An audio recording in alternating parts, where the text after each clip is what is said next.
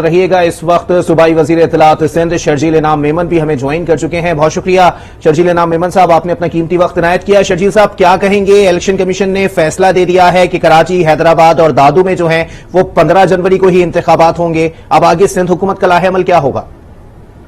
देखिए जी, सिंध हुकूमत ने जो इख्तियार इस्तेमाल किया है 10-1 का, वो सिंध हुकूमत का इख्तियार है, वो इलेक्शन कमीशन ऑफ पाकिस्तान का इख्तियार नहीं है। तो इसमें अभी फैसला हमारे पास राइटिंग में नहीं आया है, अभी टीवी चैनल पर सुना है। जैसे ही इलेक्शन कमीशन का राइटिंग में फैसला आएगा उस पर हम लोग जो है अपना तफसीली मौक़िफ़ देंगे। ठीक है, इलेक्शन कमीशन ये भी समझती है कि जो हसास पोलिंग स्टेशंस हैं वहां पर फौज और रेंजर्स तैनात हों। अब चूंकि हमें भी पता है कि पीपुल्स पार्टी का क्या मौक़िफ़ था कि अवेलेबिलिटी नहीं है, तो अब क्या होगा फिर इस पर?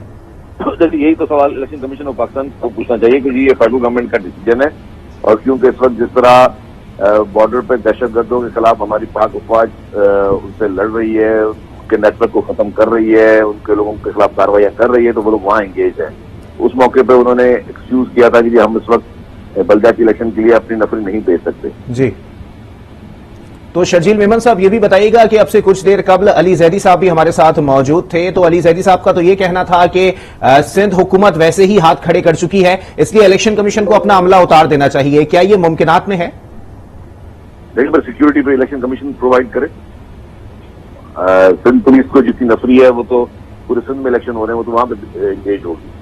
और जैसे खुद इलेक्शन कमीशन ने अपने फैसले में कहा है कि फौज और रेंजर्स वहां पे पहुंचे और उन्होंने अपना एक्सक्यूज दे दिया है, तो ये फैसला इलेक्शन कमीशन को करना चाहिए। इसलिए मैं कह रहा हूँ कि थोड़ा राइटिंग में डिसीजन आ जाए तो हम तफसीली बता सकेंगे। तो अभी आज 13 तारीख है शर्जील साहब, एक ही दिन पीछे रह गया है। ये सारा जो रिटन प्रोसेस है, ब्लैक एंड व्हाइट में चीजें आना और फिर अमली तौर पर करना, क्या समझते हैं ये रियलिस्टिक भी है या नहीं 15 तक इलेक्शन में जाना?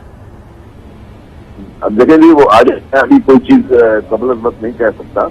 इलेक्शन कमीशन के फैसले भी हमारे लिए आईनी है, उसको भी हम अहमियत देते हैं, लेकिन जो इख्तियारात सिंध हुकूमत हैं वो भी। तो क्या वजारत दाखिला से शर्जील साहब आपकी बात होगी इस मामले पर? अब अगला सोच जानना ये चाहते हैं कि अब नेक्स्ट स्टेप क्या होने वाला है? देखिए, वजारत दाखिला से ऑलरेडी हम लोग लिख चुके थे, उधर से हमें उन्होंने एक्सक्यूज कर दिया था कि वो नहीं कर सकते। जब एक चीज ऑलरेडी हो चुकी तो एक्सेस दोबारा कैसे होगी, मुझे ये भी समझ नहीं आता। ठीक है, शर्जील मेमन वजीर इत्तलात सिंध हमारे साथ मौजूद थे और वो ये कह रहे हैं कि हमारी पॉलिसी इस वक्त वेट एंड वॉच है, तमाम चीजें ब्लैक एंड व्हाइट में आ जाए। इलेक्शन कमीशन ने जो फैसला किया है पहले वो पेपर पर आ जाए, हम उसके ऊपर फिर वाज़े तौर पर अपना कोई लाहे अमल सामने लाएंगे। उन्होंने कहा कि वजारत दाखिला पहले ही हमसे माजरत कर चुकी है और वो ये कह चुके हैं कि हमारे पास नफरी मौजूद नहीं है क्योंकि बॉर्डर्स पर सिचुएशन ऐसी है, और माजरत की जा चुकी है कि इलेक्शन के लिए ये डिप्लॉयमेंट नहीं हो सकती है हसास पोलिंग स्टेशन पर। अब पहले से अगर हम वजारत दाखिला से इस मामले पर बात कर चुके हैं तो दोबारा क्या इस पर बात करेंगे, ये इलेक्शन कमीशन को सोचना होगा कि आया वो किसी तरह से मैनेज करके हमें नफरी दे सकते हैं तो हम इस इलेक्शन में जा सकते हैं। अदरवाइज उन्होंने कहा कि अभी हमें ब्लैक एंड व्हाइट पे वेट करना होगा कि हमारे पास लिखा हुआ जब तक नहीं आता हम कोई फैसला नहीं